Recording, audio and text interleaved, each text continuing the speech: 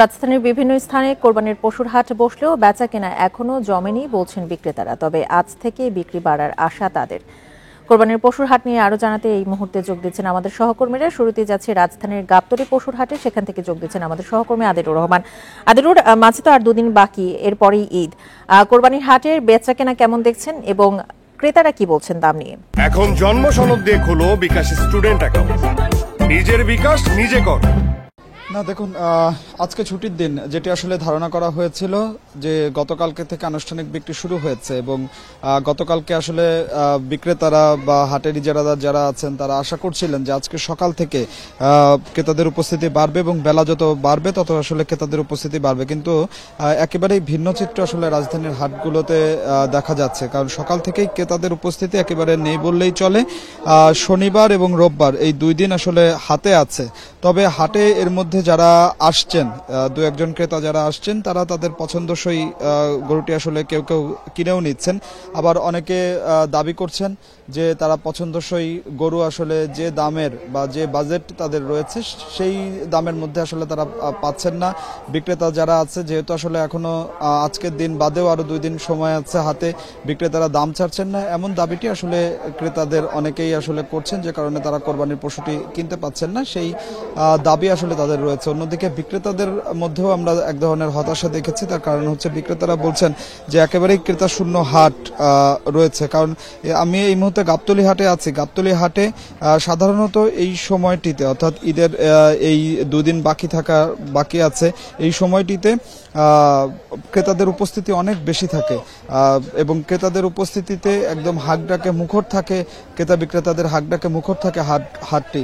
কিন্তু সেই পরিস্থিতি আসলে এবার দেখা যাচ্ছে না। তবে এরপরেও বিক্রেতারা ধারণা করছেন যে আজকে জুম্মার নামাজের পরে বিকেলের দিকে ক্রেতাদের উপস্থিতি বাড়বে এবং আগামীকাল এবং রোববার 2 দিন ক্রেতাদের উপস্থিতি বেশি থাকবে এবং বিক্রেতারা যারা বিভিন্ন জেলা থেকে এসেছেন কোরবানির পশু নিয়ে, তারা কোরবানির পশুগুলো আসলে বিক্রি করতে পারবেন। আপনাকে একটু বলে রাখি যে হাটে বরাবরের মতোই ছোট এবং মাঝারি সাইজের যে গরুগুলো আছে সেই গরুর চাহিদাই অনেক বেশি এবং ক্রেতা যারা আছেন তারা কিন্তু আসলে সেই দিকেই বেশি ঝুঁকছেন। এই কারণে বড় গরু যারা নিয়ে এসেছেন, অর্থাৎ কেউ কোনো বিক্রেতা বলছেন যে তিনি 15 লাখ টাকার গরু নিয়ে এসেছেন, 20 লাখ টাকার গরু নিয়ে এসেছেন, 10 লাখ টাকার গরু নিয়ে এসেছেন, সেই গরুগুলোর বিক্রি কিন্তু আসলে একেবারে নেই বললেই চলে।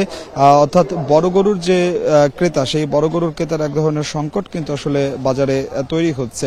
অর্থাৎ আমরা বাজার ঘুরে আসলে যেটি আসলে দেখতে পাচ্ছি, বিভিন্ন হাট ঘুরেই ক্রেতাদের উপস্থিতি আসলে একেবারেই কম। এখন ক্রেতা উপস্থিতি না বাড়লে বেচা বিক্রি কিন্তু আসলে জমজমার যে কোরবানির পশুর হাট সেটি আসলে হবে না। তবে আশা করা হচ্ছে যে আজকে বিকেল থেকে কোরবানির পশুর হাটগুলোতে ক্রেতাদের যে উপস্থিতি, সেই উপস্থিতি বাড়বে।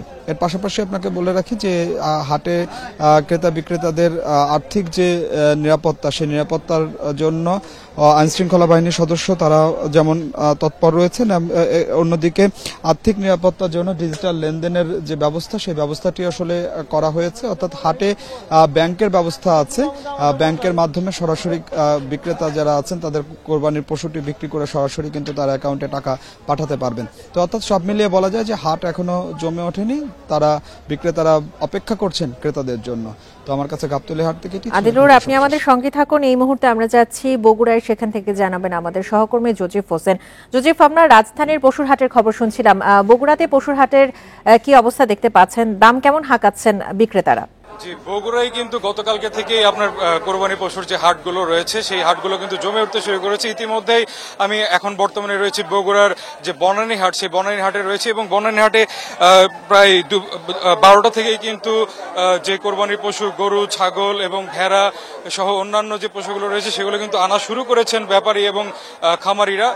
আপনি একটু যদি আপনাকে বলি যে এই হাটে কিন্তু সবচেয়ে বেশি যে গরুটি আমি লক্ষ্য করেছি সেটি হলো দেশি জাতের যে মাঝারি এবং ছোট সাইজের গরু আছে, সেগুলো কিন্তু বেশি উঠানো হয়েছে এবং ব্যবসায়ীরাও যেটি বলছেন যে আসলে এই ধরনের গরুগুলোই তারা বেশি বিক্রি করতে পারছেন এবং এখানে ক্রেতারা যারা রয়েছেন সেই ক্রেতারা কিন্তু ধীরে ধীরে আসতে শুরু করেছেন এবং জুমার নামাজ পরে বিকাল বেলা কিন্তু তারা হাটে আসবেন এবং গরু ছাগল কিন্তু বেশি বেশি হাটে নিয়ে আসা হবে বলে আমরা জানতে পেরেছি এখানকার ইজারাদার এবং ব্যবসায়ীরা যেটি বলছেন। তো এখনো পর্যন্ত কেনাকাটা বেশ জমে উঠলেও ক্রেতাদের যেটি অভিযোগ রয়েছে যে গরু এবং যে ছাগলগুলো রয়েছে কোরবানি পশু সেই দাম কিন্তু অতিরিক্ত বেশি চাচ্ছেন বলে আমাদেরকে অভিযোগ করেছেন এবং বিক্রেতারা যেটি বলছেন যে আসলে গো খাদ্যের দাম সহ অন্যান্য লালন পালনে যে খরচগুলো হয়েছে সেই খরচগুলো কিন্তু তারা ঠিক এখনো উঠাতে পারছেন না। তো এই অবস্থায় আসলে